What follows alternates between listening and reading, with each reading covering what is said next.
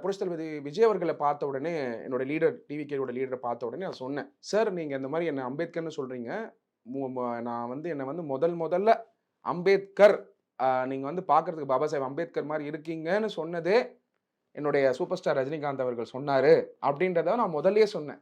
அதை அவர் ஆக்சுவலா மகிழ்ச்சியா ரிசீவ் பண்ணிக்கிட்டாரு, ரொம்ப மகிழ்ச்சியா ரிசீவ் பண்ணிக்கிட்டாரு. ஏன்னா அந்த அதாவது லீடர்ஸ் மைண்ட்ல என்ன இருக்கு, இப்போ சூப்பர் ஸ்டார் ரஜினிகாந்த் அவர்களோட மைண்ட்லயும் சரி, புரட்சி தளபதி விஜய் அவர்களோட மைண்ட்லயும் என்ன இருக்குன்னா, ஒரு சாதாரண ஒரு ஊர்ல இருந்து வந்தவர், ஒரு கிராமத்துல இருந்து வந்தவர்.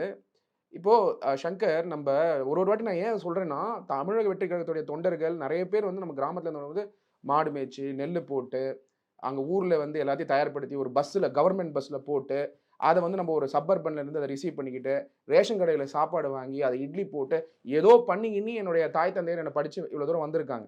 இவ்வளோ படிச்ச மனிதர் வந்து நம்ம ஒரு அரசியலுக்கு வரணும்னு ஒரு பப்ளிக் லைஃப் வருது, இவ்வளோ பெரிய லீடர்ஸ் வந்து அங்கீகாரம் கொடுக்குறாங்க. ஏன் இதை நான் சொல்றேன்னா, பல கட்சிகள்ல இருக்கக்கூடிய யூத்ஸ் வந்து அந்த கட்சியை விட்டு போறதுக்கு காரணம் லீடர் அங்கீகரிக்காதனால. ஒரு சின்ன அங்கீகாரம் கொடுத்தா, ஒரு போட்டோ போதும் சங்கர், ஒரு போட்டோ போதும். எந்தெந்த கட்சியிலிருந்து தொண்டர்கள் வந்து மற்ற கட்சிக்கு மாறுறாங்களோ அவங்களுக்கு ஒரே ஒரு லெசன் தான் நான் சொல்ல வரேன்.